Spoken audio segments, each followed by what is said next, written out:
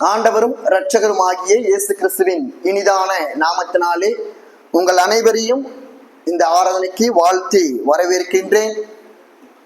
2024ஆம் ஆண்டு முதல் நாளிலிருந்து இந்த ஆண்டின் இறுதி ஞாயிறு ஆராதனை வரைக்கும் தேவன் நம்மோடு கூட இடைப்பட்டு எத்தனையோ விதமான சூழ்நிலைகளில் நம்மை காத்து தப்புவித்து கனப்படுத்தி நம்மை ஆசீர்வாதத்திற்கு நேராகவும் அவருடைய புகழ்ச்சிக்கு நேராகவும் நம்மை வழிநடத்தி நாம் துவண்டு போன சோர்ந்து போன கைவிடப்பட்ட நேரங்களிலும் கூட நம்மோடு கூட அவர் ஒருவர் மாத்திரமே நம்மோடு மட்டுமாக பயணித்து வந்து இந்த ஆண்டின் இறுதி ஞாயிறு ஆராதனையில நம் அனைவரையும் ஒன்றாக கூட்டி சேர்த்திருக்கிறார் என்று சொன்னால் அது அவருடைய சுத்த கிருபையும் அவர் நம் மீது காட்டுகின்ற அவர் நம் மீது பொழிகின்ற அன்பையும் அது வெளிப்படுத்துகின்றதா இருக்கிறது. நம்ம வாசித்த வேத பகுதிக்கு நேராக நாம் கடந்து செல்வோம். இன்றைய தினத்துல நான் எதை குறித்து பேச வேண்டும் என்று சொல்லி பிரயாசப்பட்டு கொண்டிருந்தேன். எப்பயுமே எனக்கு செய்தி ஆயத்தம் பண்ண எனக்கு ஒரு வாரத்திற்கு முன்பதாகவே எனக்கு எதையாவது இதை குறித்து நாம பேசணும் அப்படின்னு சொல்லி ஒரு ஆயத்தம் ஒரு ஒரு வெளிப்பாடு எனக்கு கிடைக்கும். ஆனா இன்றைய தினத்துல எதை குறித்து நான் பேச வேண்டும், நம்ம இப்பதான் கிறிஸ்துமஸ் நம்ம அனுசரிச்சு கிறிஸ்துமஸ் கால செய்திகளை கேட்டுட்டு வந்தோம். இப்போ நாம இப்படிப்பட்ட ஒரு நேரத்துல எதை குறித்து நாம பிரசங்கிக்கலாம் அப்படின்னு சொல்லி நான் பிரயாசப்படும் பொழுது தேவன் எனக்கு வெளிப்படுத்தின இந்த பகுதி தான் இந்த 1 தீமோத்தேயுல 1ஆம் அதிகாரம் வசனம் 12 - 17 உள்ள வசனங்கள்.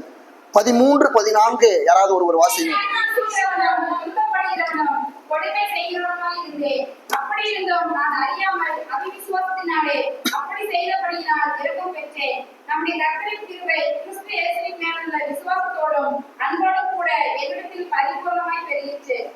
முன்னே நான் தூசிக்கிறவனும் துன்பப்படுத்துகிறவனும் கொடுமை செய்கிறவனுமாய் இருந்தேன்.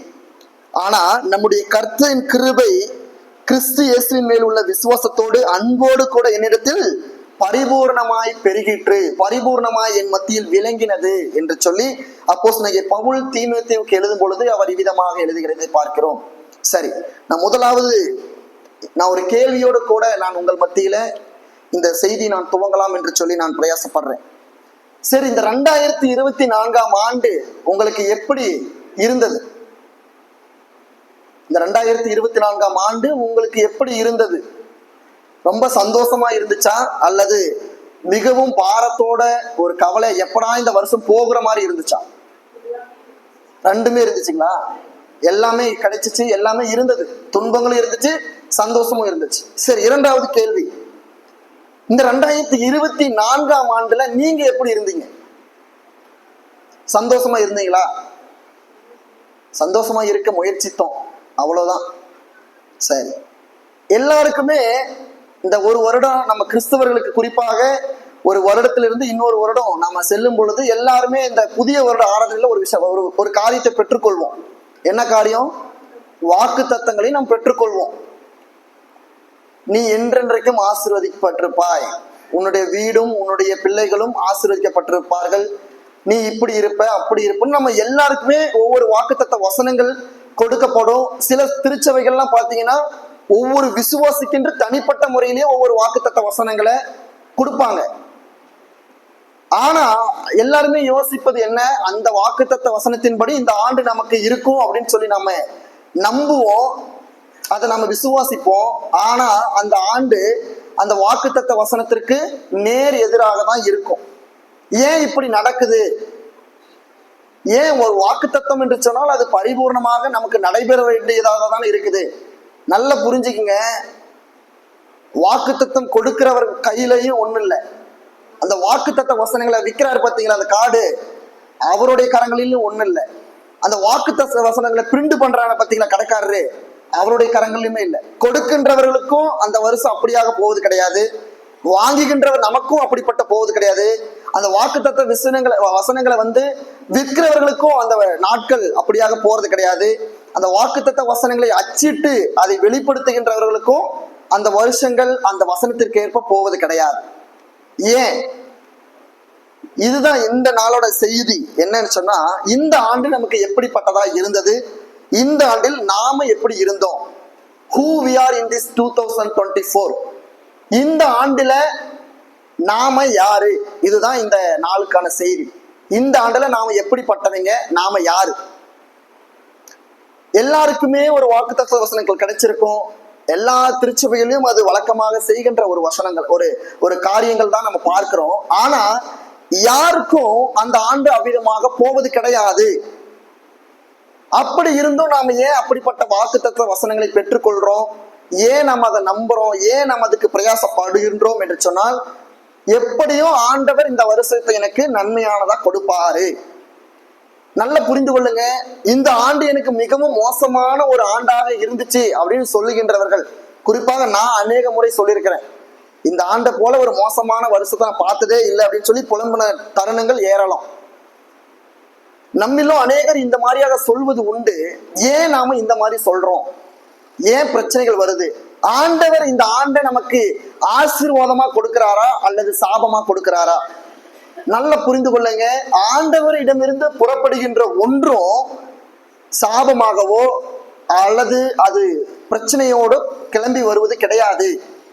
தேவன் கொடுக்கின்ற எல்லாவற்றையும் அவர் பரிபூர்ண சித்தத்தோடும் ஆசீர்வாதத்தோடும் அதை மகிமையின் புகழ்ச்சிக்காக நம்முடைய கரங்கள்ல கொடுக்கிறார். ஆண்டவராகிய கிறிஸ்து இந்த பூமியில இருந்த காலகட்டத்துல அவர் கொடுத்த காரியங்கள் எல்லாவற்றையும் அவர் எளிமையாக கொடுப்பது கிடையாது. அப்ப தேவன் ஒரு விஷயத்தை கொடுக்கிறாருன்னு சொன்னா அதை எளிமையா அவர் கொடுப்பது கிடையாது. அது அவருடைய வழக்கம் அல்ல. அவர் கொடுக்கின்ற காரியத்தை அவர் ஆசீர்வதித்து அவருடைய புகழ்ச்சிக்கு ஏதுவாக கொடுக்கிறார். குறிப்பாக ஒரு வசனத்தை வாசிக்கலாம். மத்தேயு 26ஆம் அதிகாரம் வசனம் 26 27 உள்ள வசனங்கள். அவர்கள் போஜனம் பண்ணுகையில் இயேசு அப்பத்தை எடுத்து ஆசீர்வதித்து அதை பிட்டு சீசர்களுக்கு கொடுத்து, நீங்கள் வாங்கி புசியுங்கள், இது என்னுடைய சரீரமாய் இருக்கிறது என்றார். பின்பு பாத்திரத்தையும் எடுத்து ஸ்தோத்திரம் பண்ணி அவர்களுக்கு கொடுத்து, நீங்கள் எல்லாரும் இதை பானம் பண்ணுங்கள். இந்த வசனம் நம்ம அனைவருக்கும் தெரிந்த ஒரு நிகழ்வின் வசனம். அது திருவிருந்து ஆராதனைகளில் நம்ம பயன்படுத்தக்கூடிய ஒரு வசனம். ஆண்டவர் போஜனம் பண்ணுகையில் அப்பத்தை எடுத்து என்ன பண்றாரு? முதல்ல அப்பத்தை என்ன செய்யறாரு? ஆசீர்வதிக்கிறார். அப்பத்தை ஆசீர்வதித்து பிட்டு சீசர்களுக்கு கொடுக்கிறார். திருப்பி திராட்சை ரசத்தை கொடுக்கும் பொழுது ஸ்தோத்திரம் பண்ணி அதை கொடுக்கின்றார். நல்லா யோசித்து பாருங்க, ஆண்டவர் நினைச்சா அந்த அப்பத்தை எடுத்து எல்லாரும் சாப்பிடுங்க அப்படின்னு சொல்லி சாதாரணமா கொடுக்கலாம். திராட்சை ரசம் இருக்குப்பா, வேணுங்கிறவங்க எடுத்து குடிங்க அப்படின்னு சொல்லி கொடுக்கலாம். ஆனா அவர் ஏன் அதை ஆசீர்வதித்து ஸ்தோத்திரம் பண்ணி ஏன் அதை கொடுக்கணும் அப்படின்னு சொன்னா, நன்கு புரிந்து கொள்ளுங்க, நம்முடைய ஆண்டவராகிய இயேசு கிறிஸ்து நமக்கு கொடுக்கின்ற எல்லா காரியத்தையும் எளிமையாக ஏதோ தானோ என்று சொல்லி கொடுப்பவர் கிடையாது. அவர் நமக்கு அதை ஆசீர்வாதத்தையும் அதோடு கூடிய எக்ஸ்ட்ரா பிளஸிங்ஸ், அதோடு கூட வரக்கின்ற எல்லா காரியத்தையும் சேர்த்து கொடுக்கிறார். நாம ஒரு காரியத்தை கேட்கிறோம் என்று சொன்னா அவர் அதோடு கூட அநேக காரியங்களை இணைத்து கொடுக்கின்ற ஒரு தேவன் நம்முடைய தேவன். கேட்கிற காரியத்தை மாத்திரம் கொடுக்கிறவர் கிடையாது. கேட்கிற காரியத்தை விட மிஞ்சின காரியத்தை, கேட்கின்ற விஷயத்தை விட இன்னும் அதிக காரியங்களை அவர் செய்கின்றவரும் கொடுக்கின்றவருமாய் இருக்கிறார். அதுதான் மத்தேயு 9ஆம் அதிகாரம் வசனம் 2 வாசிக்கிறோம். வாசிங்க. மத்தேயு 9:2.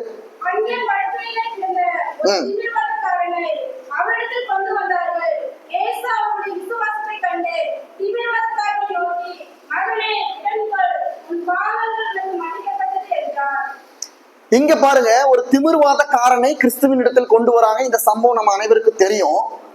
அந்த திமிர்வாதக்காரன் என்பவன் ஏதோ ஒரு வியாதியினால, ஒரு பிரச்சனையினால பாதிக்கப்பட்டு இருக்கிறாங்கிறது கிறிஸ்துவுக்கு தெரியும், அங்க இருக்கக்கூடிய எல்லா ஜனத்துக்கும் தெரியும். அப்ப அந்த திமிர்வாதக்காரனுக்கு என்ன தேவை? சுகம் தேவை. அவனுடைய திமிர்வாதத்திலிருந்து விடுதலை வேண்டும். கிறிஸ்துவானர்கிட்ட அவர் கொண்டு வந்த நோக்கமும் அதுதான். ஆனா கிறிஸ்துவானவர் செய்த காரியம் என்ன? முதல்ல என்ன செய்யறாரு? அவருடைய வசனத்தில் முதல்ல அவர் சொல்றதுக்கு என்ன? வாசிங்க.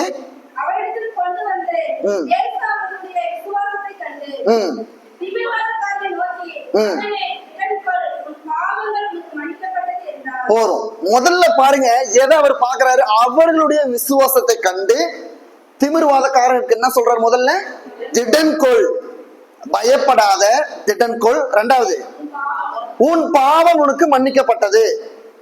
ஆனா அவன் வந்த நோக்கமும் இயேசுவிடத்தில் கொண்டு வந்த நோக்கமும் என்ன? அந்த திமிர்வாதத்தில் இருந்து விடுதலை பெற வேண்டும். அப்ப இயேசுவானவர் செய்யறதா இருந்தாலும் அந்த திமிர்வாதத்தில் இருந்து மாத்திரம் விடுதலை கொடுத்திருக்க கூடும். ஆனா முதல்ல தேவன் அவனுக்கு என்ன கொடுக்கிறாரு? பயத்தில் இருந்து உண்டாகின்ற எண்ணத்தை நீக்கி பயத்துக்கு பதிலா பலனை கொடுக்கிறார். திடன்கொள், தைரியமாயிரு. முதல்ல பலத்தை கொடுக்கிறாரு. ரெண்டாவது, உன் பாவம் உனக்கு மன்னிக்கப்பட்டது, உன்னுடைய பாவத்திலிருந்து நீ விடுதலை ஆகுவ.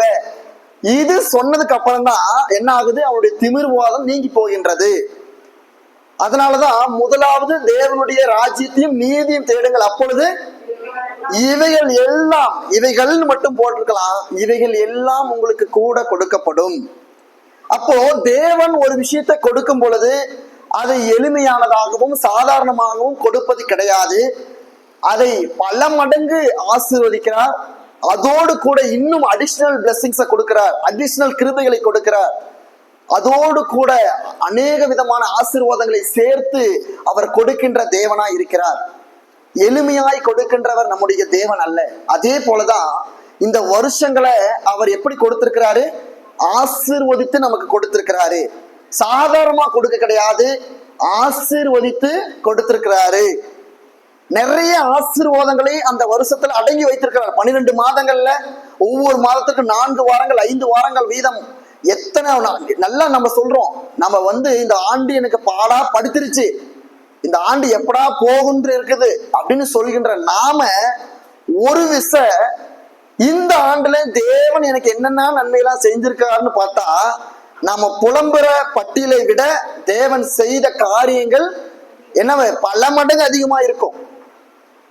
நம்ம புலம்புகின்ற காரியங்களை விட, இந்தந்த நாட்கள்ல எனக்கு இப்படிப்பட்ட சோதனை எல்லாம் வந்துருச்சு ஆண்டவரே, நான் இப்படிலாம் மாட்டிக்கிட்டேன், இப்படிலாம் என் குடும்பத்துல பிரச்சனை, என் கணவன் மனைவிக்குள்ள இந்த நாள்ல எல்லாம் இவ்வளவு சண்டை வந்துச்சுன்னு நீங்க ஒரு பட்டியல போட்டீங்கன்னா, ஆண்டவர் ஒரு பட்டியல வச்சிருக்கிறாரு. சரி, அந்த பட்டியலை விடு, நான் உனக்கு என்னென்ன செஞ்சேங்கிறத ஒரு பட்டியல் வச்சிருப்பாரு. நீங்க வைத்துட்டு இருக்கிறது கையளவுன்னு சொன்னா அது கடல் அளவு அதிகமாக இருக்கும். அப்ப ஆண்டவர் செய்த நன்மைகள் இந்த ஆண்டுல அநேகமா இருக்கிறது. நாம பெற்றுக்கொண்ட சோதனைகளை மிகைப்படுத்தி கூறாம ஆண்டவர் செய்த நன்மைகளை மிகைப்படுத்தி கூறுகின்ற ஒரு மக்களாக நாம் காணப்பட வேண்டும். அதனால்தான் ஆண்டவர் வருஷங்களை ஆசீர்வதிக்கிறார். அந்த சங்கீதம் 65:11 வாசிங்க.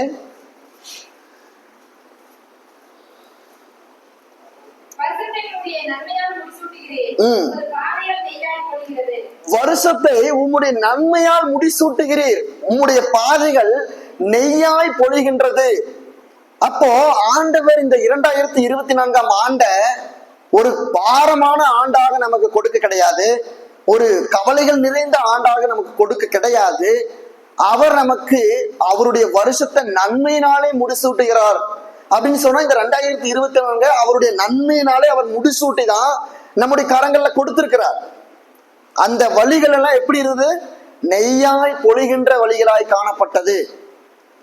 இருந்தாலும் எனக்கு இந்த ஆண்டு பிடிக்கல, இந்த ஆண்டுல நான் ஏராளமான துன்பங்களை அனுபவிச்சுட்டேன், இந்த ஆண்டை போல ஒரு மோசமான ஆண்டை நான் பார்த்ததே இல்லை என்று சொல்லக்கூடிய நம்மல்ல எல்லாருமே புரிந்து கொள்ள வேண்டிய ஒரு காரியம், ஏன் நமக்கு அப்படி தோன்றுகிறதுங்கிற காரியத்தை நம்ம தெரிந்து கொள்ள வேண்டும். ஆண்டவருடைய வருகை, நம்ம கடந்த நாட்களை கிறிஸ்துமஸ் செய்தியில பார்த்தோம். கிறிஸ்துவானவர் எப்படி தேவனால் அனுப்பப்பட்டார், எந்த நேரத்தில் அனுப்பப்பட்டார், எதற்காக அனுப்பப்பட்டார் என்பதை நம்ம கிறிஸ்துமஸ் காலத்துல கேட்டோம். அதுக்கு முந்தின வார செய்திகள்ல காலம் நிறைவேறின பின்பு கிறிஸ்துவானவர் பூமியில அவதரித்தார், பாவிகளை மீட்கும்படியாக அவதரித்தார், பாவிகளை ரட்சிக்கும்படியாக, இழந்து போனதை தேடும்படியாக, மனுஷகுமார்களை மீட்கும்படியாக, சாத்தானை அழிக்கும்படியாக அவர் பூமியில வருகை புரிந்தார் என்று சொல்லி நாம் பார்க்கிறோம். இந்த நாட்கள்ல ஒரு வசனத்தை நம்ம நினைவு கூற வேண்டும். கிறிஸ்துவானவர் எதற்காக வந்தார் என்கின்ற ஒரு வசனத்தை நம்ம வாசிக்கலாம். ஏசாயா 61:2 வாசிங்க.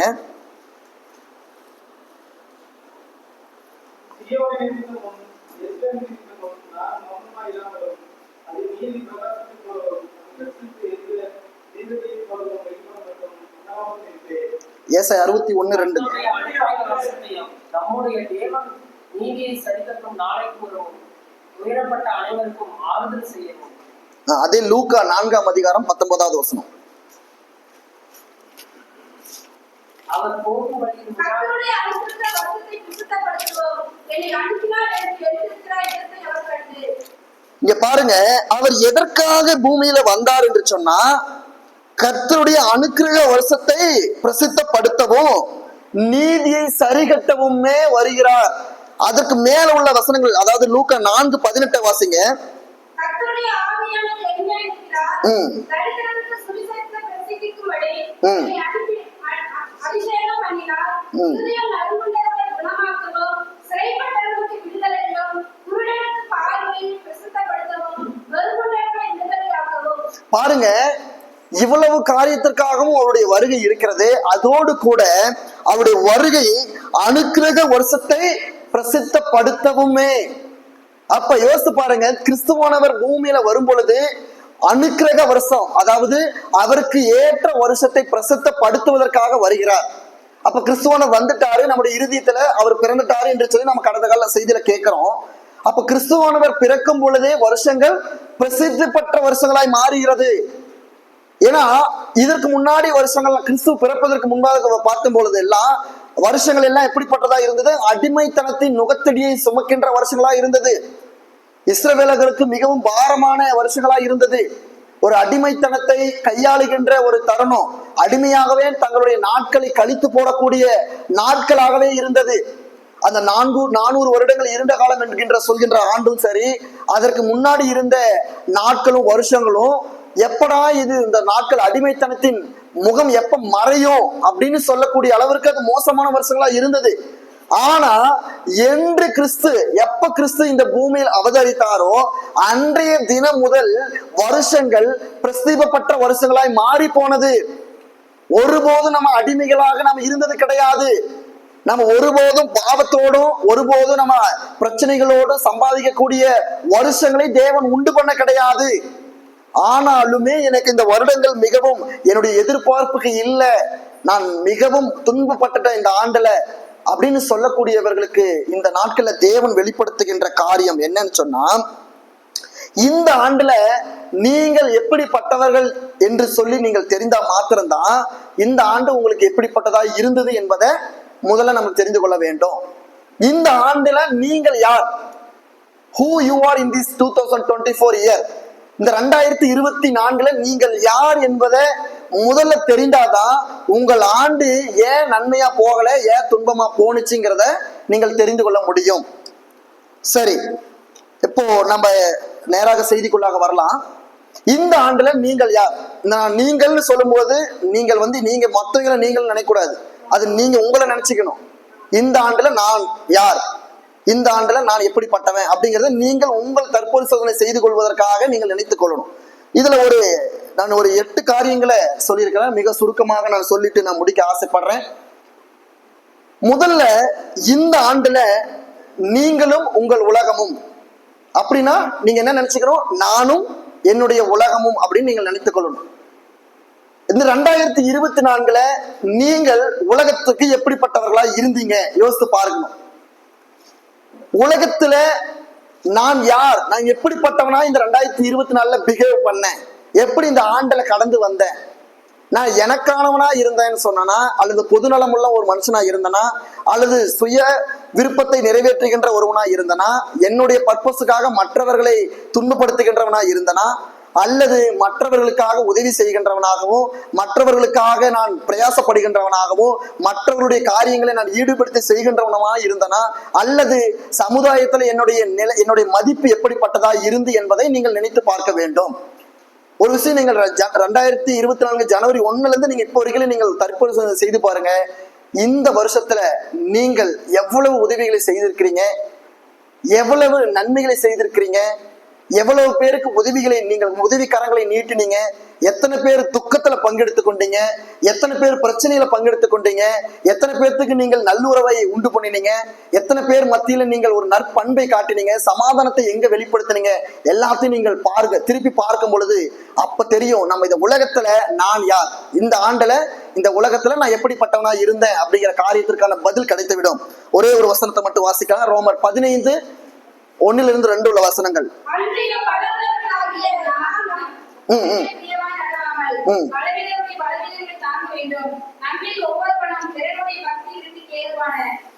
உண்டாகும்படி அவளுக்கு பிரியமாய் நடக்க கடவன். கிறிஸ்து தனக்கே பிரியமாய் நடவாமல் உம்மை நிந்திக்கிறவருடைய நிந்தை என் மேல் இருந்தது என்று எழுதியிருக்கிறபடியே நடந்தார். போதும். அன்றியும் பலமுள்ளவர்களாகிய நாம நமக்கு பிரியமாய் நடவாமல் பலவீனருடைய பலவீனங்களை தாங்க வேண்டும். இந்த வசனத்தின்படி நம்ம வாழ்க்கை இந்த ஆண்டு இருந்துச்சா? எத்தனை பேரு பலம் உள்ளவர்களா நாம இருக்கிறோம்? பலமில்லாத ஜனங்கள் மத்தியில நாங்க உங்களோடு கூட இருக்கிறோம்னு எத்தனை பேர் நாம இருந்தோம்? வாய்ஸ்லெஸ் பீப்புளுக்காக எத்தனை பேர் குரல் கொடுத்தோம்? சமுதாயத்துல புறக்கணிக்கப்பட்ட மக்களோடு நம்ம எத்தனை பேர் நாங்க உங்க கூட இருக்கிறோம் அப்படின்னு சொல்லி எத்தனை பேர் நம்ம முற்பட்டோம்? எத்தனை பேர் பிரயாசப்பட்டோம்? சமுதாயத்தினால புறக்கணிக்கப்பட்டவர்கள் மத்தியில நாங்க உங்களோடு இருக்கிறோம், நாங்க உங்க கூட இருக்கிறோம்னு சொல்லி எத்தனை பேர் நம்ம அவர்களுக்கு தோளுக்கு தோள் கொடுக்கின்றவர்களாக, அவர்களுக்கு ஆறுதல் செய்கின்றவர்களாக நம்ம எத்தனை பேர் இருந்தோம்? நம்மில் ஒருவருக்கொருவர் பிறனுடைய பக்தி விருத்திக்கு ஏதுவாக, மற்றவருடைய பக்தி விருத்திக்கு ஏதுவாக என்னுடைய வாழ்க்கை இந்த ஆண்டுல இந்த உலகத்துல இருந்ததா என்று சொல்லி நம்ம சற்பரிசோதனை செய்து கொள்ள வேண்டும். இந்த உலகத்துல என்னுடைய பங்களிப்பு இந்த ஆண்டுல இவ்வளவாக இருந்தது, நான் இந்த காரியத்திற்காக உதவினேன், இவர்களுக்கு நான் என்னுடைய உதவி கரத்தை நீட்டினேன், என்னுடைய செல்வத்தை கொடுத்தேன், என்னுடைய நேரத்தை கொடுத்தேன், என்னுடைய பணத்தை கொடுத்தேன், என்னுடைய இருக்கின்ற காரியங்கள் அவர்களுக்கு தேவையான காரியத்தை நான் கொடுத்தேன், இந்த ஆண்டுல நான் செய்தேன் அப்படின்னு சொல்லி நம்ம நினைப்போம் சொன்னா உண்மையாகவே இந்த ஆண்டு உங்களுக்கு ஆசீர்வாதமான ஆண்டாக இருந்திருக்கணும். ஒருவேளை நீங்கள் இதுல தவறி இருந்தீங்க அப்படின்னு சொன்னா இந்த ஆண்டு நமக்கு ஒரு பாரமுள்ள ஒரு ஆண்டாகவும் ஒரு நிம்மதி இல்லாத ஒரு ஆண்டாகவும் தான் இருக்கும். நம்ம மற்றவர்களுக்கு மற்றவர்களுக்கு கொடுக்கும் பொழுதோ மற்றவர்களை தாங்கும் போதும் வருகின்ற ஆசீர்வாதம் எப்படிப்பட்டதுன்னு சொன்னா அது தேவனுக்கு நாம செய்கின்ற ஒரு பணிவிடைக்கு ஒப்பானது. நான் ஏற்கனவே சொன்னது போல நம்ம ஏழைக்கும் திக்கற்றவர்களுக்கும் கைவிடப்பட்டவர்களுக்கும் புறக்கணிக்கப்பட்டவர்களுக்கும் தேவையை இருக்கின்றவர்களுக்கும் நாம தேவைகளை பூர்த்தி செய்கிறோம் என்று சொன்னா அது அவர்கள் மூலமாய் வருகின்ற பிளஸ்ஸிங்ஸ் ஒண்ணு. நம்ம ஒரு வயதான பாட்டிக்கு நம்ம உணவு கொடுக்கணும்னு சொன்னா அவங்க என்ன சொல்லுவாங்க? நல்லா இருங்க, குடும்பம் உங்க பிள்ளைங்களாம் சந்தோஷமா இருக்கணும். பிளஸ்ஸிங்ஸ் முதல்ல எங்க வருது? அந்த எளிய தாயார் இடத்திலிருந்து நமக்கு வருகின்றது முதல் பிளஸ்ஸிங்ஸ். ரெண்டாவது ஆசீர்வாதம் எங்க இருந்து வரும்? என்னை போல, அதாவது என்னுடையவனுக்கு நீ ஒரு காரியத்தை கொடுத்ததுனால நான் உனக்கு கொடுக்கிறேன் என்று சொல்லி தேவனிடத்திலிருந்து ரெண்டாவது பிளஸ்ஸிங்ஸ் உங்களுக்கு வரும். அப்போ இந்த ஆண்டுல நாம ஒருவேளை இப்படிப்பட்ட காரியங்களை செய்ய தவறி இருந்தோம்னு சொன்னா தயவு செய்து அடுத்த ஆண்டுக்குள் பிரவேசிக்கும் பொழுது இந்த காரியத்தை எல்லாம் நீங்கள் மாற்றிக்கொள்ளுங்க. என்னால் முடிந்த வரை, என்னால் இயன்ற வரை நான் மற்றவர்களுக்காக நான் நிற்பேன், மற்றவருடைய பிரச்சனைகளை நான் பங்கெடுத்துக் கொள்ளுவேன். இன்னொரு முக்கியமான விஷயம் என்னன்னா, உதவி செய்யறதுனால என்ன செய்யக்கூடாது? உபத்திரம் செய்யக்கூடாது. உதவி செய்யறதுக்கு கூட நம்ம செய்யலைனாலும் பரவாயில்ல, மற்றவர்களை நம்ம டிஸ்டர்பா இருந்துடவே கூடாது. நம்மள ஒருத்தங்க டிஸ்டர்ப்னு நினைச்சிட்டாங்கன்னாவே அதை விட ஒரு மோசமான ஒரு வழி இருக்காது. அதனால உதவி செய்யலைனாலும் பரவாயில்ல, மற்றவர்களுக்கு உபத்திரமாக பாரமாக ஒருபோதும் நம்மளுடைய வாழ்க்கையை நாம வாழக்கூடாது. அதை முதல்ல புரிஞ்சுக்கொள்ளணும்.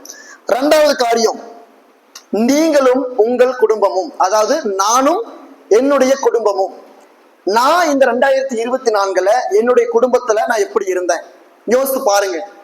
நீங்க உங்கள் குடும்பத்துல எப்படிலாம் இருந்தீங்க? சண்டையோடு கழித்த நாட்கள் எவ்வளவு, சந்தோஷத்தோடு கழித்த நாட்கள் எவ்வளவுன்னு ஒப்பிட்டா எது அதிகமா இருக்கும்? சண்டையோடு கழித்த நாட்கள் அதிகமா இருக்குங்களா? தயவு செய்து அது அப்படி இருந்துச்சுன்னு சொன்னா அதை தயவு செய்து என்ன செய்யணும்? மாற்றிக்கொள்ள பிரயாசப்படணும். ஏன் சண்டை வருது அதற்கான காரணிகளை நீங்கள் கண்டறியணும். சமாதானத்தோடும் மனமகிழ்ச்சியோடும் இருக்கின்ற நாட்கள் அதிகமாக இருக்கணும். நான் இன்றைய மனைவியோடு இங்கெல்லாம் போனேன், என்னோட பிள்ளைகளை கூட்டு போனேன். இன்று அநேகர் குடும்பங்கள்ல பிரச்சனை முதல் பிரச்சனை என்னன்னு சொன்னா நேரம் செலவிடாமை. தன்னுடைய குடும்பத்தோடு நேரத்தை செலவிடாத ஒரே ஒரு காரணம் தான் அநேக பிரச்சனைகளுக்கு தலையாய் இருக்கிறது. எப்படி பண ஆசை எல்லாத்தையுமே வேறா இருக்கிறதோ அதே போல குடும்பத்துல வர பிரச்சனை நேரம் ஸ்பெண்ட் பண்ணாதது, மனைவியோடு நேரம் ஸ்பெண்ட் பண்ணாதது, பிள்ளைகளோடு டைம் ஸ்பெண்ட் பண்ணாதது, பெற்றோர்களோடு பிள்ளைகள் டைம் ஸ்பெண்ட் பண்ணாது. ஏன்னா எல்லாரும் ஏதோ ரேஸ்ல ஓடுற மாதிரி எல்லாரும் 4 திசையில ஓடிக்கொண்டிருக்கிறோம். பெற்றோர்கள் ஒரு வேலைன்னு ஓடிட்டு இருக்கிறாங்க, பிள்ளைகள் எனக்கு homework, pressure, school, tension, exam அப்படி ஓடிட்டு இருக்காங்க. இதுல யாரு எங்க குடும்பத்துல மனமகிழ்ச்சி இருக்கிறோம்? நிறைய பேருக்கு பாத்தீங்கன்னா பிள்ளைகள் என்ன படிக்கிறாங்கன்னே தெரிய மாட்டேங்குது. இப்ப நான் என்னோட பிள்ளை நான் கேட்ட பொழுது உங்களுடைய மகள் என்ன படிக்கிறாங்க, 7ஆவதோ 8ஆவதோ படிப்பான்னு நினைக்கிறேன் அப்படிங்கிறாங்க. அந்த அளவுக்கு பிள்ளைகளுடைய காரியம் பெற்றோர்களுக்கு தெரிய மாட்டேங்குது. அதே போல பெற்றோர்களுக்கு என்ன பிடிக்கும், பெற்றோர்களுக்கு என்ன பிரச்சனைங்கிறது பிள்ளைகளுக்கு தெரிய மாட்டேங்குது. தம் பெற்றோர்கள் ஒரு காரியத்தை செய்துட்டு இருக்கிறாங்கன்னு சொன்னா அது பிள்ளைகளுக்கு தெரிய மாட்டேங்குது. என் பெற்றோருக்கு இப்ப டயபெட்டிஸ், என்னுடைய அப்பாவுக்கு சுகர்னால இருக்கிறாருன்னு சொன்னா பிள்ளைகள் எத்தனை பேருக்கு நம்ம அப்பாவுக்கு சுகர் இருக்குது, நம்ம அப்பாவுக்கு வியாதி இருக்குது, நம்ம அப்பாவுக்கு இந்த பிரச்சனை, நம்ம அம்மாவுக்கு பிரச்சனை, அந்த பிரச்சனைகளுக்கு நாம எப்படி நடந்துக்கணும் அதெல்லாம் பிள்ளைகளுக்கு தெரியறது கிடையாது. ஏன்னு சொன்னா சரியான கம்யூனிகேஷன்ஸ் வீட்டுல இல்ல, சரியான தொடர்பு இல்லைங்கிறது காரணம், சரியான நேரம் செலவிடாததுதான் காரணம். அப்ப உங்களுடைய வீட்டுல நீங்கள் பெற்றோர்களும் பிள்ளைகளும் ஒருமித்து வாசம் செய்ய வேண்டும். இந்த ஆண்டுல நீங்கள் அப்படி இல்லைன்னு சொன்னா தயவு செய்து 2025க்குள்ள போகிறதுக்கு முன்னாடி இந்த காரியங்கள்லாம் சரி செய்து கொள்ளுங்க. வாசிக்கலாம். சங்கீதம் 78:4 வாசனத்தை வாசிங்க.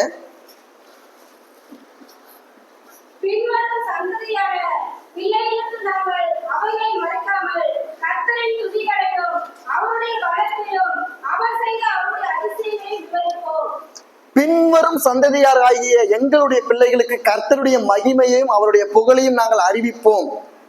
இந்த காரியத்துல பெற்றோர்கள் நாம சரியா இருக்கிறோமான்னு யோசித்து பாருங்க. இந்த ஆண்டுல என்னுடைய பிள்ளைக்கு தேவையான ஆவிக்குரிய வாழ்க்கைக்கு தேவையான வசனங்களையும் சத்தியங்களையும் வேதம் சார்ந்து நான் போதித்தேனா? நல்லா யோசித்து பார்க்கணும். இந்த ஆண்டுல நாம தவறி இருந்தோம் அப்படின்னு சொன்னா அடுத்த ஆண்டுல நீங்கள் ரெசல்யூஷனா எடுக்க வேண்டிய முதல் காரியம், தீர்மானமாக எடுக்கக்கூடிய முதல் காரியம் இதுவாக தான் இருக்கணும். குடும்ப ஜெபம், குடும்பத்துல ஒன்றாக இணைந்து தன்னுடைய பிள்ளைகளுக்கு தேவன் எப்படிப்பட்டவர் என்பதை போதிக்காம இருந்தோம்னு சொன்னா பிள்ளைகள் ஒரு தாறுமாறான வாழ்க்கைக்கு நேராக தான் போவார்கள். பிள்ளைகளுடைய மனதுல தேவன் எப்படிப்பட்டவர் என்கின்ற எண்ணம் வந்துருச்சுன்னா நீங்கள் பிள்ளைகளை குறித்து பயப்படவே வேண்டாம். ஏன்னா பிள்ளைய நீங்கள் வழி நடத்த வேண்டாம், ஆண்டவர் பிள்ளைகளை வழி நடத்துவார். ஆனா பிள்ளைகளை குறித்தும் பெற்றோர்களை குறித்தும் வேத வசனம் வெளிப்படுத்துகிறது என்னன்னு சொன்னா 2 பேருமே தேவனுடைய வசனத்துல நிலைத்திருக்கணும். அதற்கு என்ன தேவை? குடும்ப ஜெபங்கள் தேவை, குடும்பத்துல ஐக்கியம் தேவை. இதுதான் ஒரு நல்ல குடும்பத்துல நம்ம எப்படி இருந்தோம் அப்படிங்கிறதான பங்களிப்பு. இந்த 2024 நானும் என் குடும்பமும் என்று பார்க்கும் பொழுது என் குடும்பத்துல என்னுடைய பிள்ளைகள் மத்தியில, என்னுடைய பெற்றோர்கள் மத்தியில, என் கணவன் மத்தியில, என்னுடைய மனைவி மத்தியில நான் சரியா இருந்திருக்கிறேனா? இல்ல என் கணவனுக்கு டார்ச்சர் கொடுக்குற மாதிரி நான் இருந்தேன், என் மனைவிக்கு நான் டார்ச்சர் கொடுக்குற மாதிரி இருந்தேன், என் பிள்ளைகளுக்கு ஒரு பிடிக்காத அப்பாவாக, என் பிள்ளைகளுக்கு வெறுப்பான அப்பாவாக, ஒரு அம்மாவாக இருந்தேன்னு சொன்னா தயவு செய்து நீங்கள் அதையெல்லாம் நீங்கள் அடுத்த ஆண்டுக்கு வரும் பொழுது நீங்கள் இதையெல்லாம் சரி செய்து கொண்டு உள்ள வசனத்திற்கு நேர்ப்ப உங்களுடைய குடும்பத்தை நீங்கள் கட்டமைக்க தவறக்கூடாது. 3வது காரியம், மிக முக்கியமான ஒரு காரியம், நீங்களும் உங்கள் சபையும், அதாவது நானும் என்னுடைய சபையும், நான் சார்ந்திருக்கிற சபை. சபைன்னா இந்த பில்டிங் மாத்திரம் இல்லை, நீங்க முதல்ல புரிஞ்சுக்கணும். சர்ச் அப்படின்னு சொன்னாவே இங்க சரியான புரிதல் இல்லை. சர்ச் அப்படின்னு சொன்னா இந்த பில்டிங் தான் சர்ச் அப்படின்னு நினைச்சிட்டு இருக்கிறோம். இது சர்ச் கிடையாது, இது பில்டிங். சர்ச்சுங்கிற உண்மையான வார்த்தைக்கு என்ன அர்த்தம் அப்படின்னு சொன்னா ஐக்கியம், கிறிஸ்துவை வழிபடுகின்றவர்களுடைய ஐக்கியம், அந்த group of peoples, the unity of பீப்புள்ங்கிறது அர்த்தம். அப்ப பீப்புள்ஸ், கிறிஸ்துவ மக்களுக்குள்ள இருக்கக்கூடிய ஐக்கியம் தான் சபை. அதனாலதான் வசனம் சொல்லுது, சபையை ஒருவன் எவன் கெடுக்கிறானோ அவனை தேவன் கெடுப்பார். அப்ப சபையை எவன் ஒருவன் சீர்கெடுக்கிறான்னு சொன்னா அப்ப விசுவாசிகளுடைய ஐக்கியத்தை எவன் ஒருத்தன் சீர்கெடுக்கிறானோ அவனை தேவன் கெடுப்பார் என்று சொல்லி அர்த்தம். நல்லா யோசித்து பாருங்க, இந்த ஆண்டுல என்னுடைய பங்களிப்பு சபையில எப்படிப்பட்டதா இருந்தது? நான் கிறிஸ்துவனுடைய சபைக்கு நான் எப்படிப்பட்டவனா இருந்தேன்? எல்லா காரியத்தையும் நான் நேர்த்தியாக செய்தனா? கிறிஸ்துவனுக்கான ஆராதனைக்கு நான் சரியா நேரத்துக்கு வந்தனா? ஆராதனை காரியங்களை நான் முறைமையா இருந்தனா? நான் நேர்மையாக எல்லா காரியத்தையும் செய்தனா? சரியான விதத்துல தசம பாகத்தை செலுத்தினா? சரியான விதத்துல எல்லா ஜப கூட்டங்களையும் கலந்து கொண்டனா? எல்லா திருச்சபை விஷய காரியங்களையும் பங்கெடுத்து கொண்டனா? எல்லா திருச்சபை நிகழ்வுகளிலும் என்னுடைய பங்களிப்பு இருந்ததா என்று சொல்லி நீங்கள் யோசித்து பார்க்கணும். திருச்சபை என்று சொன்னால் அது 2வது குடும்பம். உங்கள் குடும்பத்தை காட்டிலும் அது 2வது குடும்பம். எனக்கு தெரிஞ்சு நான் எல்லார்கிட்டையும் சொல்றது என்னுடைய சர்ச் பிலீவர்ஸ் தான் என்னுடைய குடும்பம் அப்படின்னு நான் பெருமையா சொல்லுவேன். ஏன் அப்படின்னு சொன்னா குடும்பத்தை காட்டிலும் அதிகமாக நம்ம எங்க இருக்கிறோம்? திருச்சபையில தான் இருக்கிறோம். அதனால search is the second family for you everyone. அப்ப திருச்சபை என்பது 2வது குடும்பம். அப்ப இந்த குடும்பத்துல ஒரு பிரச்சனை வருது, ஒரு கலகலப்பு வருதுன்னு சொன்னா அது எல்லாருக்குமானதுதான். ஒரு சபையில ஏற்படுகிற ஒருவருடைய துன்பமானது அது எல்லாருடைய துன்பமாக கருத வேண்டும். ஒருவருடைய பலவீனம் எல்லாருடைய பலவீனமாக பார்க்க வேண்டும். ஒருவருடைய சந்தோஷம் எல்லாருடைய சந்தோஷமாக பார்க்க வேண்டும். ஆனா இந்த ஆண்டுல நம்முடைய திருச்சபையில நம்முடைய பங்களிப்பு எப்படிப்பட்டதா இருந்தது? நான் கிறிஸ்துவனுடைய எல்லா காரியத்திலையும் கலந்து கொண்டனா, என்னால முடிஞ்ச உதவியை நான் திருச்சபைக்கு செய்தனா, என்னுடைய ஒத்துழைப்பை நான் கொடுத்தனா, அது எந்த காரியமாக இருந்தாலும் பரவாயில்ல, நான் என்னுடைய பங்களிப்பை என்னுடைய சபைக்கும் என்னுடைய சபையை சார்ந்த மக்களுக்கும் நான் சரியாக நேர்த்தியாக செய்தானா என்று சொல்லி ஒவ்வொருவரும் நாம் நினைத்து பார்க்க வேண்டும். ஒருவேளை நாம அந்த விதமான காரியத்துல தவறி இருந்தோம் என்று சொன்னால், அந்த புதிதான ஆண்டிற்கு நேராக நாம கடந்து செல்லும் பொழுது தயவு செய்து நாம நம்முடைய பங்களிப்பை முழுமையாக என்னுடைய ஒத்துழைப்பை நான் திருச்சபைக்கு கொடுப்பேன். என்னால் முடிந்த காரியத்தை, என்னால் இயன்ற காரியத்தை, எனக்கு நேரம் கிடைக்கும் பொழுது நான் ஊழியத்துல பங்கெடுத்துக் கொள்வேன், என்னால நேரம் கிடைக்கும் பொழுது நான் ஜெப கூட்டத்துல பங்கெடுத்துக் கொள்வேன், எனக்கு நேரம் கிடைக்கும் பொழுது நான் உபவாச கூடுகையில பங்கெடுத்துக் கொள்வேன். எதற்காக நம்ம முயற்சிக்க வேண்டும்? ஒவ்வொரு நிகழ்வும் இனிமே நான் விசுவாசிக்கக்கூடிய காரியம், 2025ஆம் ஆண்டுல ஒருத்தர் வீட்டு ஜெப கூட்டம்னு சொன்னா அதுல அனைத்து விசுவாசிகளும் வந்து கலந்து கொள்ளும் என்று சொல்லி நான் விசுவாசிக்கிறேன். ஒரு கிறிஸ்துமஸ் நிகழ்ச்சின்னு சொன்னா அனைவருடைய ஒத்துழைப்பு இருக்க வேண்டும். ஒரு சபை காரியம், ஒரு உணவு தயாரித்தல் அல்லது உணவு பாத்திரங்களை கழுவுதல் அல்லது ஏதாவது ஒண்ணு நிகழ்வா இருந்தா அனைவரும் அதுல ஒற்றுமையாக இருக்கணும் என்று சொல்லி நான் பிரயாசப்படுறேன். இது என்னுடைய பிரயாசம் மாத்திரம் அல்ல, இது தேவனுடைய பிரயாசமா இருக்கிறது. கிறிஸ்துவானவர்கள் அனைவரும் ஏக மனதுடைய ஏக சிந்தியாக இருக்கணும்னு சொல்லி வேதம் சொல்லுது. நம்ம ஏக சிந்தையாக இருக்கிறோமா இல்லது பலவேறுபட்ட பிரிவினைவாதிகளாக இருக்கிறோமா? யோசித்து பாருங்க. யாருக்கானதோ இது சர்ச்சு, யாருக்கோ கிறிஸ்துமஸ் நிகழ்ச்சி. நம்ம இனிமே அப்படிப்பட்ட காரியங்களை நாம் மாற்றிக்கொள்ள வேண்டும். இந்த ஆண்டுல நம்ம அப்படியாக இருந்திருக்கலாம். ஆனால் வருகின்ற நாட்கள்ல அனைவரும் திருச்சபை ஒரு ஊழியம் என்று சொன்னால், ஒரு கிராம சுவிசேஷ கூட்டம் என்று சொன்னால் அனைவரும் ஒன்றாக இணைந்து சுவிசேஷத்திற்காக வரவும், அனைவரும் ஒன்றாக ஒரு ஜெப கூட்டம், ஒரு குடும்பத்தை சந்திக்க போறோம்னு சொன்னா அனைவரும் ஒன்றாக போய் அந்த குடும்பத்தை பார்க்கக்கூடிய காரியம். அதுக்குதான் பாஸ்டர் இருக்கிறாருல, அவர் போயிட்டு வந்துருவாரு. அதுக்குதான் போதகர் இருக்கிறார், அவர் போய் பார்த்துட்டு வந்துருவாரு. அப்படியாக இல்லை. இது ஏன்னா நாளை நமக்கும் நம்முடைய பக்கத்துல இருக்கிறவனுக்கு உடம்பு சரியில்லை, அவன் நோயால இருக்கிறான், அது பாஸ்டர் வந்து பார்த்து ஜெபம் பண்ணா முடிஞ்சிருமான்னு இல்லை, நீங்கள் அனைவரும் வந்து பார்க்கணும். அதை தான் ஆண்டவரும் விரும்புறார். எனவே வருகின்ற வருடங்கள்ல இப்படிப்பட்ட காரியங்களை நாம் செய்து கொள்ளும் பொழுது நாம இந்த ஆண்டு மோசமா போனுச்சுன்னு நம்ம ஒருபோதும் சொல்லவே மாட்டோம். அடுத்தது இதற்கு பின்பு இதெல்லாம் பொதுவான காரியங்களா இருந்தது. இதற்கு பின்பு பார்க்கும் பொழுது கொஞ்சம் பர்சனல், கொஞ்சம் தனிப்பட்ட காரியங்களை நம்ம பார்க்க இருக்கிறோம். நீங்களும் உங்கள் வீட்டின் அறையும், அதாவது நானும் என்னுடைய ரூம், என்னுடைய வீட்டு ரூம்ல நான் யாரு? எல்லாருக்குமே என்னன்னா, திருச்சபையில ரொம்ப பயபக்தியா இருப்பாங்க, ரொம்ப நல்லவங்களா இருப்பாங்க, வீட்டிலையும் நல்லவங்களா இருப்பாங்க. ஆனா ரூமுக்குள்ள அவங்களுடைய நிலைப்பாடே வேற. அது குறிப்பா தனிப்பட்ட ரூம்னு சொன்னா அந்த ரூம்ல அவர்களும் அவருடைய மனசாட்சி மாத்திரமே போராடி கொண்டு இருக்கும். அப்ப என்னுடைய தனிப்பட்ட அறையில நான் எப்படிப்பட்டவனா இருக்கிறேன் நம்ம யோசித்து பார்க்கணும். என்னுடைய அறைகள்ல நான் புலம்பலோடும் அழுகையோடும் என்னுடைய நாட்களை நான் செலவிடுகிறேன்னா, மொபைலோடு என்னுடைய நாட்களை செலவிட்டுக் கொண்டிருக்கிறேன்னா, டிவியோடு என்னுடைய நாட்களை செலவிட்டுக் கொண்டிருக்கிறேன்னா, அல்லது துதியோடும் ஸ்தோத்திரத்தோடும் ஜெபத்தோடும் வேத வாசிப்போடும் என்னுடைய அறையை நான் கட்டி கொண்டிருக்கிறேனா என்று சொல்லி நம்ம யோசிக்கணும். உண்மையாகவே நீங்கள் உங்களுடைய வீட்டின் அறையில நீங்கள் துதிகளையும் ஸ்தோத்திரங்களையும் ஜெபத்தையும் நிறைத்து வைத்திருந்தீங்கன்னு சொன்னா, அதை விட ஒரு பாசிட்டிவ் வைப், அதை விட ஒரு நல்ல ஒரு உணர்வு வேற எங்க போனாலும் கிடைக்காது. நிறைய பேர் சொல்லுவாங்க, எனக்கு மனசே சரியில்லை பிரதர், அதான் சர்ச்சில் வந்து உட்காந்துட்டு இருக்கிறேன். நீங்க சர்ச்சில் வந்து உட்கார வேண்டாம். உங்களுடைய வீட்டு அறையில நீங்கள் ஜெபத்தோடும் துதியோடும் நீங்க அனுதின நாட்களின் நேரத்தை செலவிட்டீங்கன்னு சொன்னா அந்த இடம் பரிசுத்த இடமா மாறிடும். அந்த இடத்துல நாம தேவையில்லாத காரியங்களை உட்புகுத்தி கொண்டு நாம புலம்பலையும் அழுகையும் வெறும் கேலி கிண்டல்களையும் வெறும் சண்டைகளையும் நம்முடைய வீட்டின் அறைகளுக்குள்ள நாம் செய்துட்டு இருந்தோம்னு சொன்னா அந்த நாட்கள் வீணானதாக மோசமான நாட்களாக தான் மாறும் என்பதை நாம் புரிந்து கொள்ள வேண்டும். அதனாலதான் உங்களுடைய வீட்டின் அறைகளை என்ன செய்யணும்?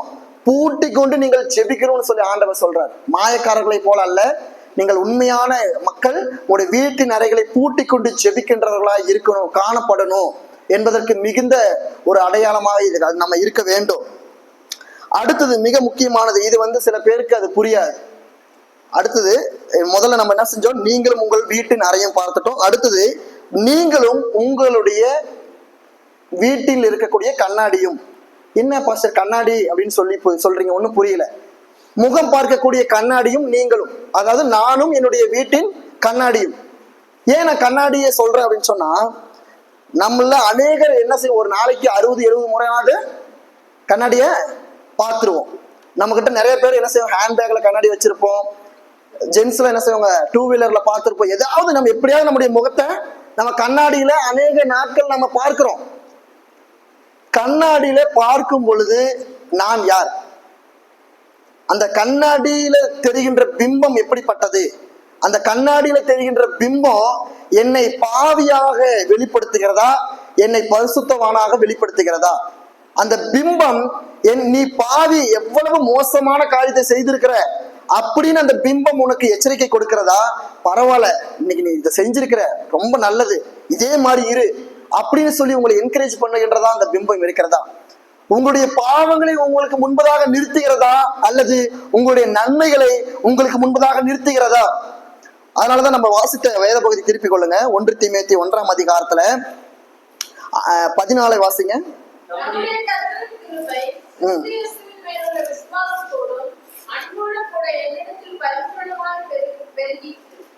15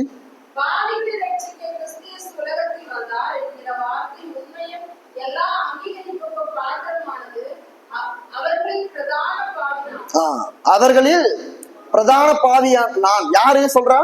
பவுல் சொல்றாரு. ஆண்டவர் பாவிகளை ரட்சிக்கதான் வந்தாரு, ஆனா பாவிகள்ல மிக மோசமான பாவி யாரு? நான். அவர் பெருமைக்காக சொல்ல. ஆனாலும் 16 வாசிங்க.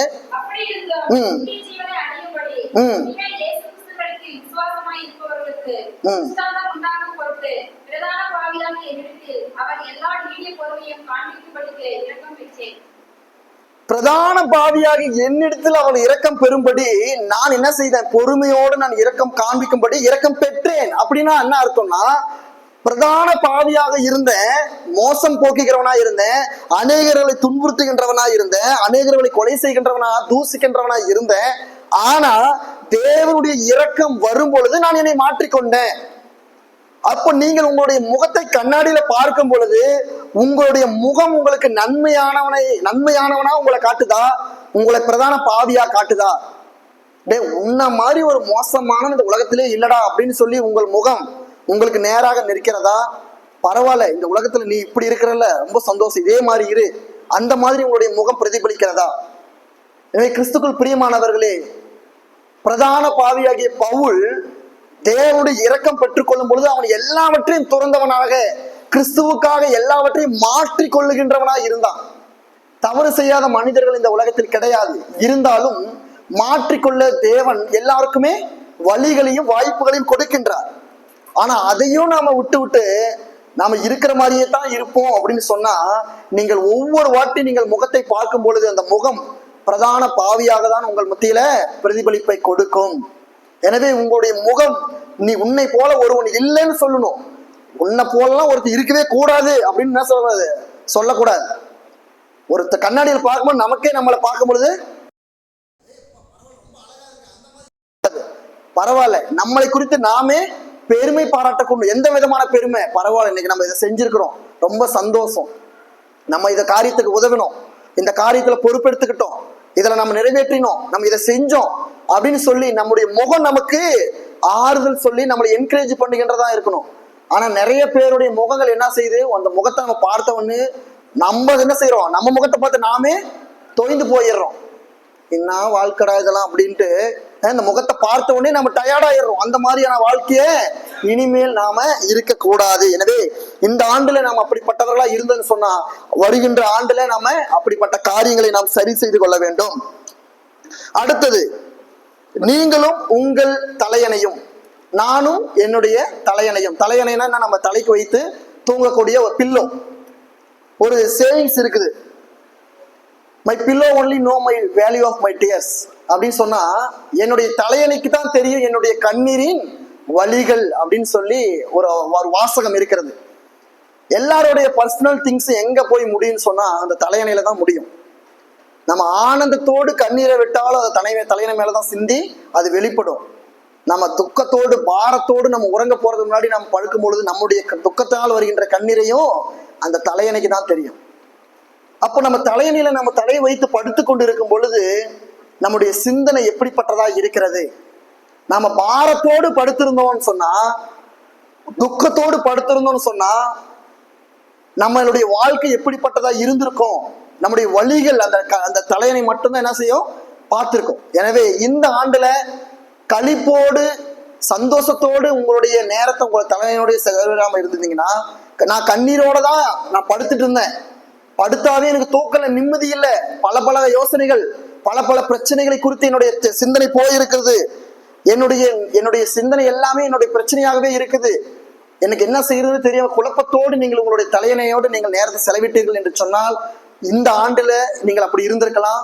ஆனால் அடுத்த ஆண்டுல நீங்கள் ஒருபோதும் அப்படியாக உங்களுடைய நாட்களை நீங்கள் செலவழிக்க கூடாது. சந்தோஷத்தோடு உறங்கக்கூடிய வாய்ப்புகளை நீங்கள் என்ன செய்யணும்? உருவாக்கி கொள்ள வேண்டும். அடுத்தது மிகவும் முக்கியமான ஒன்று, நீங்களும் உங்களுடைய இருதயமும், அதாவது நானும் என்னுடைய இருதயமும். நானும் என்னுடைய இருதயமும் என்று சொல்லி பார்க்க பொழுது, என்னுடைய இருதயத்துல நான் யார்? நான் இப்ப உங்களுடைய முன்பாக நான் ஒரு போதகராக நான் நிற்கலாம். ஆனா என்னுடைய இருதயத்துல who am I? நான் யாரு? என்னுடைய இருதயத்துல நான் யாரு? நான் எப்படிப்பட்டவன்?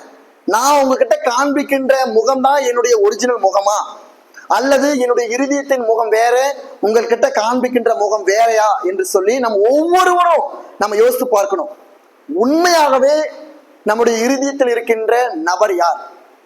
உண்மையாகவே நாம இருதயத்துல இருக்கின்றதை போலதான் நான் வெளியவும் இருக்கிறேனா என்று யோசித்து பாருங்க. எல்லாருமே 2 விதமான முகங்களை தான், 2 இல்ல 3 4 முகங்களை கூட உடையவர்களா இருக்கிறோம். அதான் humans are wearing different mask everyday அப்படிம்பாங்க. மனுஷன் ஒவ்வொரு நாளும் புது முகமூடிகளை அணிந்து கொண்டு செல்றான். ஒரு இடம்னா இந்த இடத்துல இப்படி நடிக்கிறது, இன்னொரு இடம்னா அந்த மாதிரியான பாவனைகள். ஒரு சிலரை பார்க்கும் பொழுது ஒரு விதமாகவும், இன்னொரு சிலரை பார்க்கும்போது இன்னொரு விதமாகவும், அப்படியான முகமூடிகளை அணிந்த ஒரு நபர்களாய் நாம் காணப்படக்கூடாது. இருதயத்தின் முகம் என்னவோ அதை தான் நாம வெளியே காட்டுகின்றவர்களா இருக்கணும். உங்களுடைய இருதயத்தின் முகம் எப்படிப்பட்டதா இருந்தாலும், அது கோபமான முகமா இருந்தாலும் நீங்கள் கோபமாகவே இருங்க, தவறில்லை. ஆனா இருதயத்துல அவ்வளவு வஞ்சனைகள், அவ்வளவு பொறாமைகள், அவ்வளவு கசப்புகளை வைத்துக் கொண்டு வெளியே ரொம்ப நல்லா இருக்கீங்களா பிரதர், நல்லா இருக்கீங்களா சிஸ்டர், என்ன பிரயோஜனம்? இருதயத்துல இருக்கின்ற வாஞ்சை, இருதயத்தில் இருக்கின்ற பிரச்சனைகள் தான் நம்முடைய முகத்தின் மூலமா வெளிவரும். எப்படியா இருந்தாலும் அதான் இருதயத்தின் நிறைவு வாய் பேசும். நீங்கள் ரொம்ப நாள் நடிக்க முடியாது. எப்படியா இருந்தாலும் ஒரு நாள் உங்களுடைய இருதயத்தில் இருக்கின்ற கசப்பு, அந்த அசுத்தம் உங்களுடைய வாயினாலும் கண்ணினாலும் உங்களுடைய முகத்தினாலும் கட்டாயம் வெளிப்படும். எனவே உங்களுடைய இருதயத்தை நீங்கள் சரி செய்து கொள்ளுங்கள்.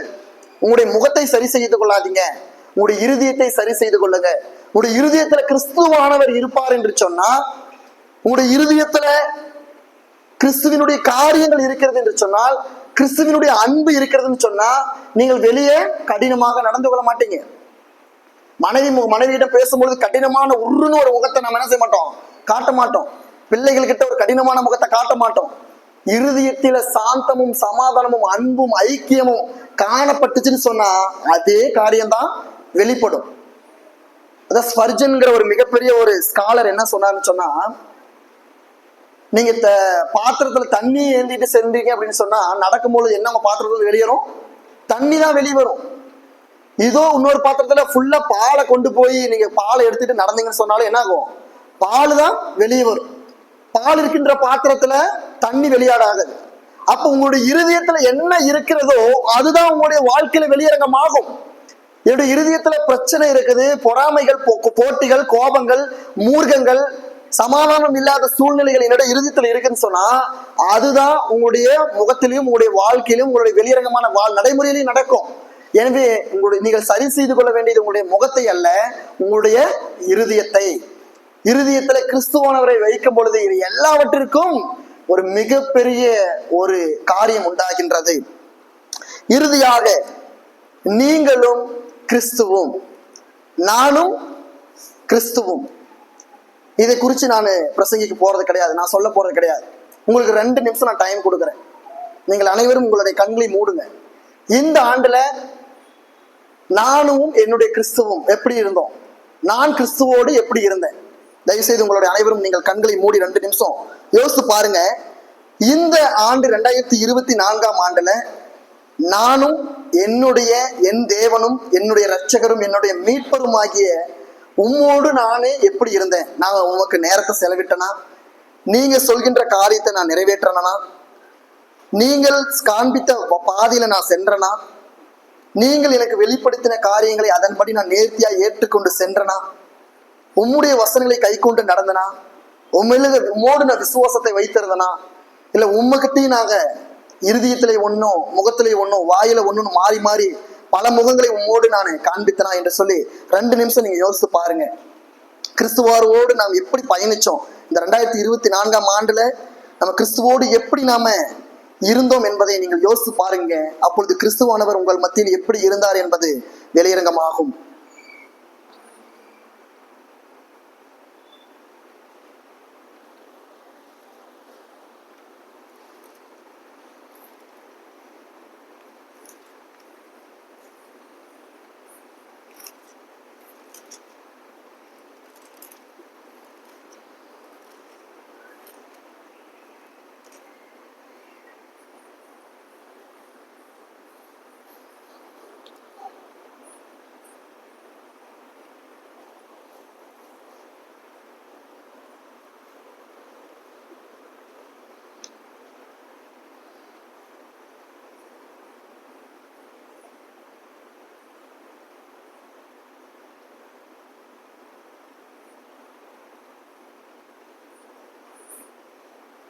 சரி, கண்களை திறக்கலாம்.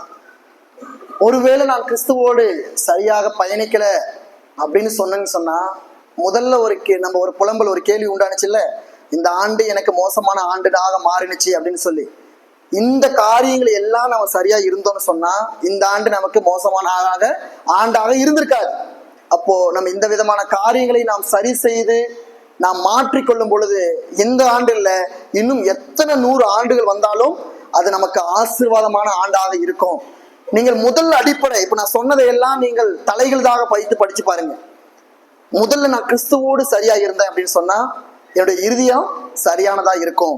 என்னுடைய இருதயம் சரியானதா இருந்துச்சுன்னு சொன்னா என்னுடைய தலையணையில நான் சந்தோஷமா இருப்பேன். என்னுடைய தலையணையில நான் சந்தோஷமா இருந்தேன்னு சொன்னா என்னுடைய வீட்டின் அறை சந்தோஷமா இருக்கும். என்னுடைய வீடு சந்தோஷமா இருக்கும் பொழுது என்னுடைய சபையில அந்த சந்தோஷம் வரும். அந்த சபையின் சந்தோஷம் என்னுடைய குடும்பங்கள் மத்தியில சந்தோஷமாய் மாறும். அது என்னுடைய உலகத்துல ஒரு மிக சரிய சந்தோஷமா இருக்கும். இதே போலதான் மறைந்த முன்னாள் ஜனாதிபதி குடியரசுத் தலைவர் APJ அப்துல் கலாம் அவர்கள் சொன்னார், where there is a righteousness in their heart, there is a beauty in the character. Where there is a beauty in the character, there is a harmony in the home. Where there is a harmony in the home, there is a order in the nation. Where there is a order in the nation, there is a peace in the world. இதற்கு என்ன அர்த்தம் சொன்னா, உங்களுடைய இருதயத்துல நீதி இருக்குன்னு சொன்னா அது படிப்படியாக உங்களுடைய குணாதிசயமா மாறும். அந்த குணாதிசயம் குடும்பத்துல ஒரு பெரிய ஒரு மனமகிழ்ச்சியை கொடுக்கும். அந்த மனமகிழ்ச்சி தேசத்துல ஒரு கட்டளையாக பிறக்கும். அந்த கட்டளைகள் நாடும் எங்கும் சமாதானத்தை கொண்டு வரும் என்று சொன்னார்கள். அப்ப முதல்ல இருக்க வேண்டிய அடிப்படை காரியம் நம்முடைய இருதயத்துல இருக்கக்கூடிய காரியம். கிறிஸ்துவானவர்களோடு என்னுடைய உறவு சரியானதா இருந்துச்சுன்னு சொன்னா அது எல்லாவற்றையும் அது மாற்றி போடும். நான் கிறிஸ்துவோடு சரியா பயணிக்கிறேன், நான் கிறிஸ்துவோடு பின் செல்கின்றேன் என்று சொன்னால் என்னுடைய வருஷங்கள் நெய்யாய் பொழிகின்ற வருஷங்களாய் வழிகளாய் மாறும். அதனாலதான் மேகம் போன்ற இத்தனை திரளான சாட்சிகள் என்னை சூழ்ந்து கொண்டிருக்கிற விசுவாசத்தை துவக்குகிறவரும் முடிக்கிறவருமாகிய கிறிஸ்துவை நோக்கி நான் பொறுமையோடு ஓடுகிறேன் என்று சொல்லி அப்போஸ்தலனாகிய பவுல் சொல்றார். எவ்வளவு பிரச்சனைகள் தான் இருந்தாலும் சரி, எவ்வளவு போராட்டங்கள் இருந்தாலும் நீங்கள் விசுவாசத்தை துவக்குகிறவரும் முடிக்கிறவருமாகிய கிறிஸ்துவோடு கூட நீங்கள் பொறுமையாக ஓடுங்க. இந்த ஆண்டு இல்ல, இன்னும் வருகின்ற ஆண்டுகள் எப்படிப்பட்டதா இருந்தாலும் அது உங்களுக்கு மன மகிழ்ச்சியும் சந்தோஷத்தையும் குடும்பத்துல நிம்மதியையும் சாந்த சமாதானத்தை கொண்டு வரும் என்பதுல எந்த ஒரு சந்தேகமும் இல்லை. தேவன் தாமே இந்த வார்த்தைகளை ஆசீர்வதிப்பாராக. ஆமென்.